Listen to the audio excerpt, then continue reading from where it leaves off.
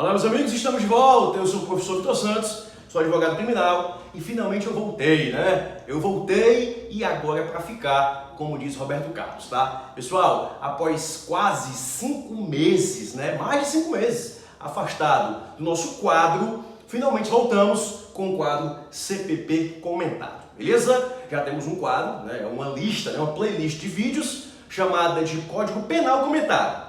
Só que aqui vamos continuar, né? Vamos dar continuidade hoje ao Código de Processo Penal Comentado.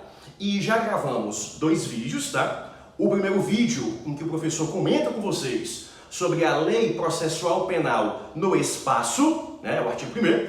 No segundo vídeo comentei o artigo 2º, onde eu comento com vocês, estudamos juntos a Lei Processual Penal no tempo, certo? E hoje, né, com este vídeo, vamos trabalhar o artigo 3º e dar início àquela parte inicial do Código de Processo Penal. O que trata, o que nos ensina o CPP em seu artigo 3º, tá? Copiei na íntegra aqui porque se trata de um artigo curto, pequeno. A Lei Processual Penal admitirá 3 dispositivos diferentes. Primeiro, interpretação extensiva. Segundo, aplicação analógica, bem como suplementos dos princípios gerais do direito, tá? Então, se você é uma pessoa que está se preparando para a prova do OAB ou se preparando para uma prova de concurso, tá? Um pouco mais refinada, é muito importante que você saiba a diferença entre os 3, tá? Uma coisa é interpretação extensiva, outra coisa é aplicação analógica e, por último, né, outra coisa são os princípios gerais do direito, tá? Qual que é a diferença básica entre os 3? Começando por interpretação extensiva.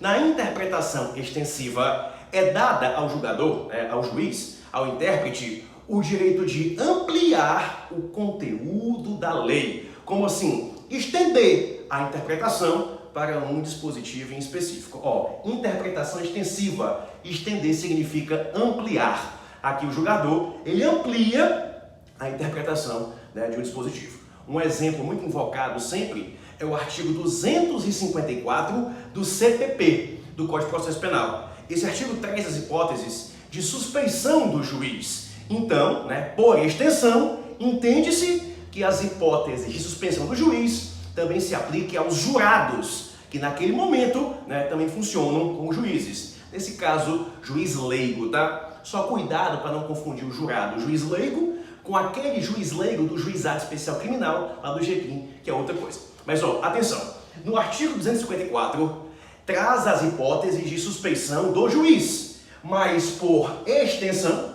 né, por ampliação, entende-se que as hipóteses em que o juiz está suspeito, né, está suspenso, também se estendem aos jurados, tá? Então, um exemplo aqui de hipóteses de interpretação extensiva, né, seria o artigo 254 do CPP, tá certo?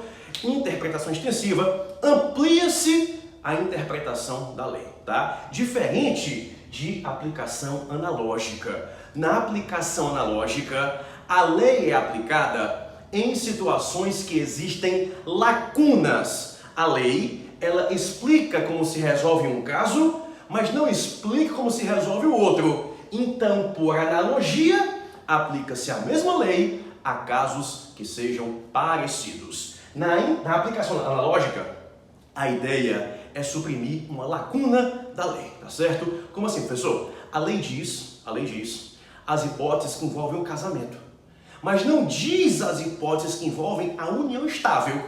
Só que, por analogia, aplicam-se as mesmas, tá? Porque são casos bem parecidos. A lei não fala sobre união estável, fala sobre casamento. Mas no dia a dia, no mundo real, aplica-se do mesmo jeito, tá? Uma pequena observação, que no direito penal, em regra, no direito penal, tá? No Código Penal, no artigo 1º do Código Penal, tá? Pelo menos em regra, não se admite a analogia, salvo para beneficiar o réu. No processo penal, não tem isso. A analogia pode ser aplicada tanto para benefício como para prejuízo do réu, tá? Existe posição contrária, né? Existem professores que defendem o contrário, respeitamos a opinião deles, óbvio, mas realmente é algo bem minoritário, tá?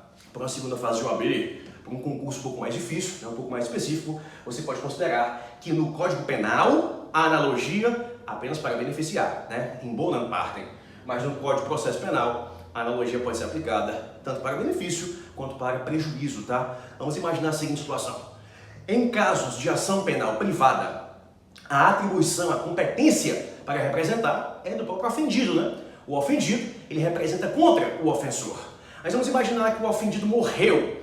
O direito de representar passa para quem? Para o cônjuge, né? O cônjuge poderá representar nesse caso. Só que a lei não fala em companheiro. Imagina que o homem, ele vivia com a mulher, né? Ele vivia em regime de união estável. Não era casado ainda, mas era sua companheira, né? O cara morreu.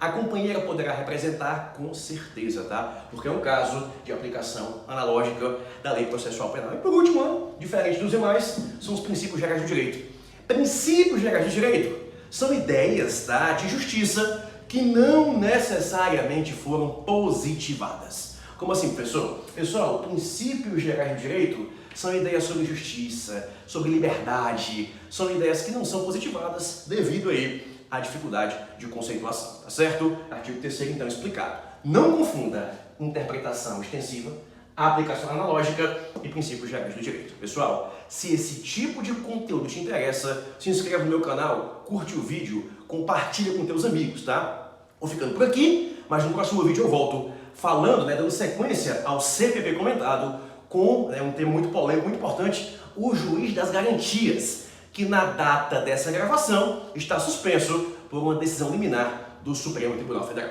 Vou ficando por aqui, forte abraço e tchau!